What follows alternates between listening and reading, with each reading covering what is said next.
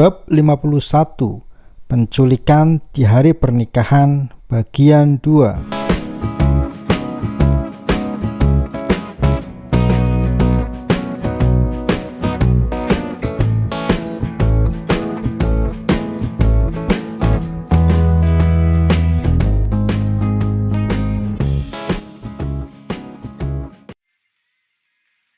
Bimo yang mengetahui kalau putranya diculik merasa emosi. Dia menganggap Fadli lalai menjaga Zaki hingga menyebabkan putrinya itu diculik seseorang. Tajam dan penuh dengan kobaran api, mata pria itu menatap suami baru mantan istrinya. "Kau ceroboh, Fadli," ucap Bimo emosi. "Dan kau..." Bimo mengangkat jarinya menunjuk arah Jenny yang berdiri di samping suami barunya. "Kalau kau tak sanggup lagi merawat Zaki, biar aku saja. Kau urus saja suami barumu itu," ujarnya sinis. "Daripada kau sibuk menyalahkan kami, lebih baik sekarang kau ikut membantu mencari Zaki," sahut Jenny yang juga sedang merasa cemas. Bimo terdiam sejenak dengan kepala tertunduk menghela napas panjang. "Kalau sampai terjadi sesuatu kepada Zaki, aku pastikan kalian tidak akan mendapat pengampunan," ancam Bimo tidak main-main. Tiba-tiba Jenny menerima pesan dari nomor tak dikenal.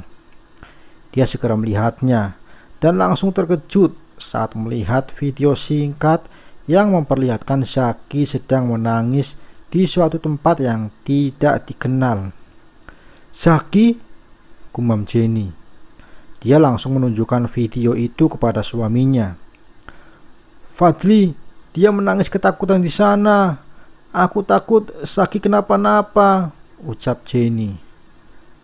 Fadli melihat video singkat itu tepat bersamaan dengan telepon masuk ke ponselnya.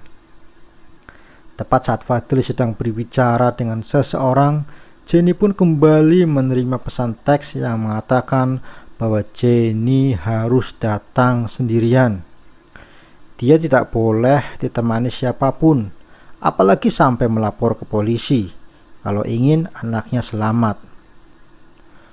"Aku sudah menemukan lokasi Zaki," ucap Fadli beberapa detik setelah selesai berbicara dengan seseorang di telepon. "Aku akan ikut denganmu. Aku tidak mempercayai siapapun sekarang," ucap Bimo sinis kepada Fadli yang bersiap untuk pergi. "Tunggu!" tiba-tiba Jenny berseru. "Aku mendapat pesan kalau aku harus datang sendirian ke sana. Jika tidak, si penculik akan menyakiti Zaki. Untuk itu biar aku sendiri saja yang pergi," ucap Jenny. Tentu saja permintaan istrinya itu langsung Fadli tolak. Dia tidak bisa membiarkan Jenny pergi sendirian karena tidak tahu bahaya apa yang sedang menunggunya di sana. "Kita akan pergi bersama-sama," putus Fadli tak bisa dibantah lagi. "Kau pergi ke lokasi dulu menggunakan mobilku. Sementara itu aku dan Bimo akan mengikutimu dari belakang," ucap Fadli. Jenny langsung mengangguk tanpa membantah. Mereka langsung bersiap-siap untuk menjemput Zaki dari si penculik. Selama dalam perjalanan, sembari memperhatikan mobil Jenny yang ada di depannya, Fadli menghubungi orang-orang kepercayaannya untuk membantu menyelamatkan Zaki dari si penculik. Beberapa saat kemudian, Jenny sudah sampai di sebuah gedung kosong dan langsung masuk ke dalamnya. Sementara Fadli dan Bimo masih menunggu di kejauhan. Tak lama kemudian, dua mobil menyusul ke tempat itu atas izin Fadli. Mereka adalah orang kepercayaan Fadli yang ditugaskan untuk membantu menemukan Zaki. Mereka mulai mengepung lokasi agar tidak ada yang bisa kabur dari sana. Sementara Fadli dan Bimo menyusul Jenny masuk. "Zaki?"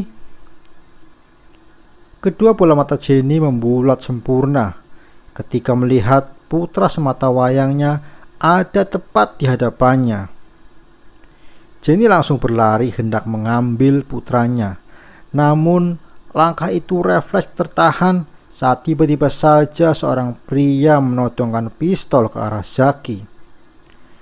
"Maju selangkah lagi, matilah anak ini," ucap pria itu sembari menyeringai sinis. "Aku sudah menuruti perintahmu untuk datang sendirian. Sekarang tolong berikan dia kepadaku," ucap Jenny dengan hati-hati. "Katakan berapa yang kau mau, aku akan memberikannya kepadamu. Tapi tolong jangan apa-apakan putraku."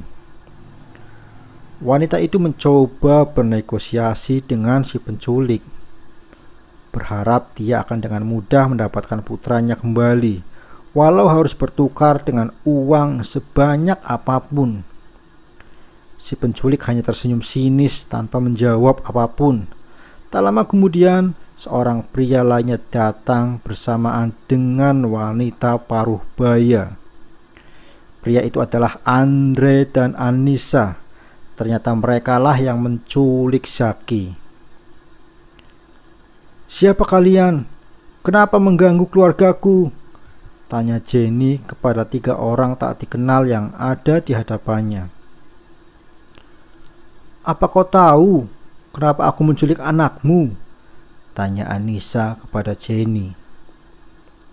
"Ya, wanita paruh baya itu ialah ibu kandung Bella. Mereka ingin membalas atas semua yang terjadi kepada Bella. Mulai dari terjadinya keguguran yang menyebabkan bayinya mati, serta atas perlakuan yang membuat wanita itu menjadi gila sekarang. Mereka berdua menganggap semua yang terjadi kepada Bella sekarang adalah kesalahan Fadli dan Jenny. "Aku tidak tahu kenapa kalian melakukan ini kepada kami, dan aku juga tidak mengenal kalian," sahut Jenny. Seringai sinis terukir di bibir wanita paruh baya itu, seakan tidak takut dengan ancaman dari Jenny. "Sedikit saja kau melukai anakku, aku tidak akan segan membunuhmu," ancam Jenny mulai emosi. "Aku ingin kau merasakan apa yang anakku rasakan selama ini," ujar Anissa dengan nada penuh dendam di setiap kata-katanya. Sungguh, awalnya Jenny tidak mengerti maksud perkataan wanita paruh baya itu. Hingga kalimat yang terucap berikutnya membuat dia sadar siapa dalang di balik semua ini. "Kau telah menyebabkan Bella putriku mendekam di rumah sakit jiwa sekarang. Semua karena kau. Jadi kalian menyalahkan semua ini kepadaku?" tanyanya tenang. "Bukankah apa yang terjadi kepada Bella saat ini adalah karma atas perbuatannya sendiri?" sambungnya lagi bernada sinis. "Diam! Kau tidak pantas berbicara seperti itu kepada kekasihku," bentak Andre. "Sekali lagi kau berkata buruk tentang dia, aku tidak akan segan menarik pelatuk pistol ini di kepalamu," ancamnya. Sekilas Jenny melihat Fadli mengendap di belakang Anissa dan pria tak dikenal yang berdiri di persisian dengan wanita itu. Untuk itu dia terus berbicara untuk mengalihkan fokus mereka. Puh. Ah!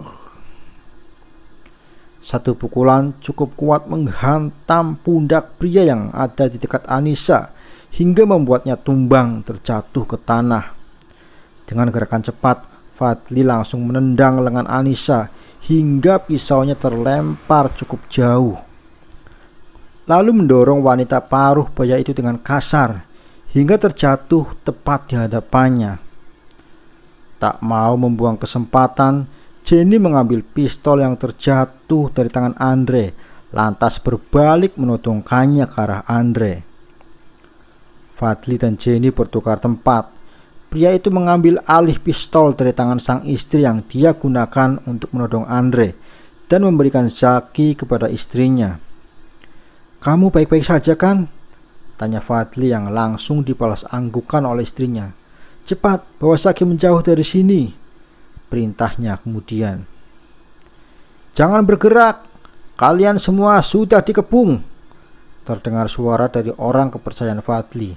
Tak berapa lama Bimo juga muncul di tempat itu. Mata wanita parubaya itu terbelalak begitu dia tahu Bimo datang. Dengan langkah santai, Bimo berjalan menghampiri sembari menatap tajam tanpa kedip. "Kurang ajar, berani-beraninya kau mengkhianatiku," geram Anissa sembari mengeraskan rahangnya. "Bawa mereka pergi dari sini," perintah Bimo kepada orang-orang Fadli agar segera membawa Anissa dan Andre ke polisi. Sementara sang mertua menatapnya dengan sorot bagaikan ingin menerkamnya hidup-hidup. "Sialan kau Bimo, aku pasti akan membalasmu," ucap Andre sesaat sebelum dia dibawa pergi bersama Anissa dan lainnya. Bimo kembali menyeringai memandangi kepergian mereka. Padahal beberapa saat yang lalu mereka telah bersepakat untuk bekerja sama menghancurkan Jenny dan keluarganya. Tapi sekarang rencananya berubah haluan. Bimo berada di tim Jenny agar bisa menikam dan menghancurkannya hingga tak berkeping. Hingga wanita itu beserta suaminya tak lagi berani bermain-main di belakang kepadanya. "Jenny, sebaiknya kau bawa suamimu ke rumah sakit sekarang. Biar Zaki aku saja yang menjaganya," ucap Bimo. Jenny memang akan pergi membawa Fadli ke rumah sakit karena terluka akibat perkelahian tadi. "Tidak perlu repot-repot, aku bisa mengurusnya sendiri," sahut Jenny. Wanita itu kembali berbalik mengikuti suaminya yang berjalan lebih dulu dibawa oleh orang kepercayaannya. "Kau tidak bisa membawa anak kecil ke rumah sakit," ucap Bimo. Jenny terdiam sejenak dengan tatapan yang tak beralih dari wajah mantan suaminya. "Aku tidak bisa percaya kepada siapapun sekarang, termasuk kau. Jadi biarkan aku sendiri yang membawa dan menangani semuanya," jawab Jenny penuh keyakinan. Jenny langsung pergi begitu saja meninggalkan Bimo yang masih berdiri di tempatnya sembari mengepalkan tangan. Tatapan Bimo menyorot tajam dan penuh amarah mengiringi kepergian mantan istrinya.